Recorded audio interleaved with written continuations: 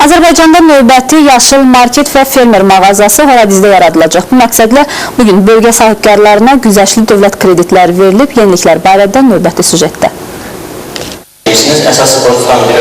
Vaxtilə Ermənistan silahlı qüvvələri tərəfindən işğal olunaraq yandırılmış Füzuli rayonunun Horadiz şəhərində qaçqın və məcburi köçkünlərin həyat şəraitinin yaxşılaşdırılması və məşğulluğun artırılması üçün hökumətin güzəştli kreditlərindən istifadə olunacaq.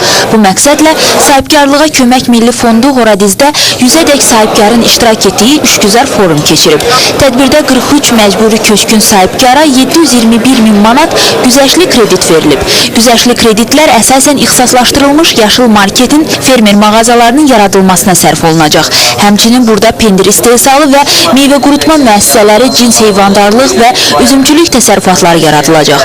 Bütün bu layihələrin maliyyələşdirilməsinin hamısı dövlətin güzəştli kreditləri hesabına həyata keçiriləcək. Ümumilikdə indiyədək 1451 məcburi köçkün sahibkara 34,5 milyon manat güzəştli kredit verilib. Bu da 3000-ə yaxın yeni iş yerinin açılması deməkdir.